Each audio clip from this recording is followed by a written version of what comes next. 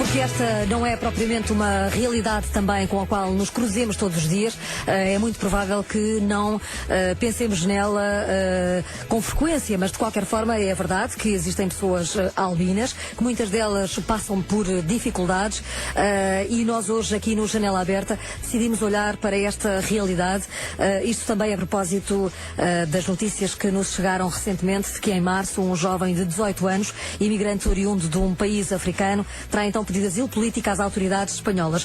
E pediu o porquê? Porque os ataques a albinos são frequentes em vários países africanos, nomeadamente Burundi, Ruanda, Tanzânia, também o Congo. Além da discriminação racial, os albinos são vítimas de superstições que, pasme-se, ainda hoje permanecem nas zonas mais rurais. É uma crença local que certas partes do corpo e de alguns órgãos terem propriedades mágicas. Por isso é comum essas pessoas albinas serem assassinadas, serem-lhes amputados membros que depois são utilizados em poções e também amuletos. Eu daqui a pouco vou conversar com dois albinos, um deles está no Brasil, o outro aliás é uma senhora, neste caso está em Moçambique, mas para já tenho a ouvir agora ao telefone e convido também para ouvir, se por acaso quiser, esta conversa que vou ter já a seguir com o meu próximo convidado, que é o Raimundo Castro Soares. Ele é brasileiro, tem 25 anos, é informático e é albino.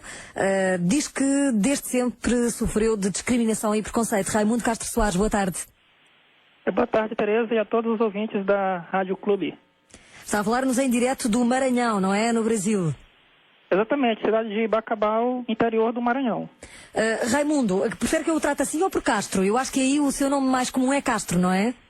Exatamente, Castro. Castro, aí na sua cidade, na sua zona, inclusive, as pessoas que são albinas normalmente chamam-lhes o quê? Bom, aqui geralmente, não só aqui na minha região, mas em toda a região nordeste no Brasil, os albinos são chamados de gazo. Galos? Não, gazo. Ah, gasos, não é? Isso, exatamente. Gazos, galegos, né? Então, as pessoas geralmente não conhecem o termo albino, o albinismo. Geralmente a gente conhece isso quando passa a estudar. Até eu mesmo, quando era criança, eu desconhecia esse termo, né? Quando eu comecei a estudar, aí sim eu passei a conhecer. Castro, e com que idade é que teve a noção de que de facto era uma pessoa diferente, por não ter pigmentação na pele? Bom, eu comecei a ter essa noção a partir do momento que eu fui estudar, fui procurar alguma explicação nos livros para isso, alguma explicação científica, né? Porque eu nasci e me criei na zona rural e até então eu achava que eu era a única pessoa albina do mundo, né? Eu não conhecia mais ninguém que fosse albino. Embora eu já tinha visto pessoas, parentes e amigos falarem que também existiam outras pessoas assim, digamos, brancas como eu, né? Mas eu não tinha pessoalmente.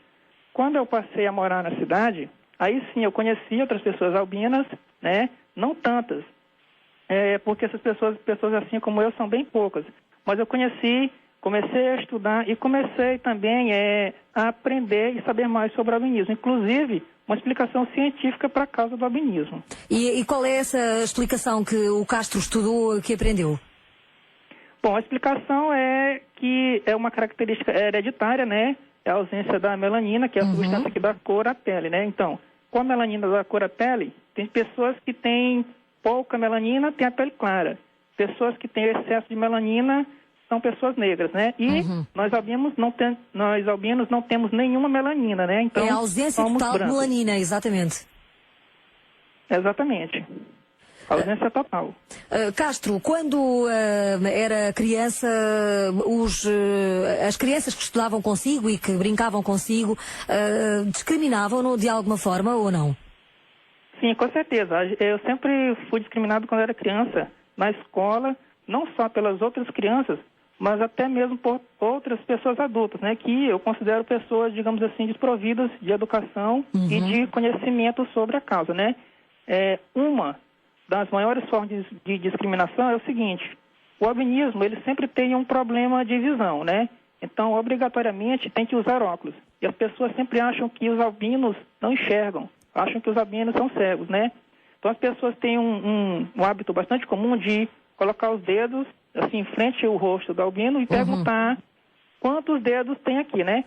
Quando a gente é criança, a gente fala, né? Por exemplo, o professor colocou 2 dedos. Só que na hora que a gente vai falar, a pessoa rapidamente abre um outro dedo, né? E instantaneamente a gente acaba falando errado. A pessoa vai dizer que a gente não enxerga, né? Ou seja, Então, é literalmente a gozar, não é? Exatamente, é uma espécie de gozação. E pra gente que é albino isso é muito ruim, né? Muito discriminativo. Castro, no seu caso específico, sofre de miopia, não é? Mas tem a esperança também de um dia vir a ser operado, de fazer uma cirurgia para tentar inverter aí a situação, não é? Exatamente, eu tenho miopia, é muito forte o grau de miopia que eu tenho, e eu espero conseguir aí recursos financeiros para fazer a cirurgia para ou deixar de usar óculos ou usar um óculos com um grau menor. No seu caso, Castro, trabalha com informática, não é? E é também monitor num centro específico aí na sua localidade. As pessoas com quem trabalha olham-no de outra maneira ou já se habituaram? Como é que é? Como é que é o seu dia-a-dia? Bom, o meu dia-a-dia é absolutamente normal, né? Como você falou, eu sou professor, né? Numa escola, num centro familiar de formação por alternância, né? As pessoas que trabalham comigo são tão profissionais quanto eu, então veem isso com uma extrema naturalidade. Claro. Os meus alunos também veem isso com bastante naturalidade, né? Então, por parte dos meus companheiros de trabalho, as pessoas relacionadas ao meu trabalho, eu não sofro nenhum preconceito, nenhum tipo de discriminação, né? As pessoas já estão totalmente acostumadas comigo. Castro, muito obrigada por ter estado aqui também no Janela Aberta, no Rádio Clube Português, aqui em Portugal. Foi um prazer falar consigo e muito obrigada por ter acedido também a contar-nos aqui um pouco da sua história. Eu que agradeço, obrigado pelo espaço e eu gostaria de divulgar meu site para as pessoas que quiserem entrar em contato comigo. Força! Para quem quiser entrar em contato comigo é só acessar www.castrodigital.com.br. Castro Digital, é isso? Exatamente. .com.br. Isso. As pessoas que quiserem aceder e saber um pouco mais sobre si e comunicar consigo, basta entrarem então neste site. Muito obrigada, Raimundo Castro Soares. Ok, obrigado e boa tarde. Muito obrigada, boa tarde. Estivemos aqui à conversa com um brasileiro, albino, natural do Maranhão, e de facto, desde sempre que acabou por sentir na pele esta discriminação e este preconceito, ainda que com o passar dos anos as coisas se tenham esbatido. Nesta altura, já estamos virados para a música. Janela Aberta.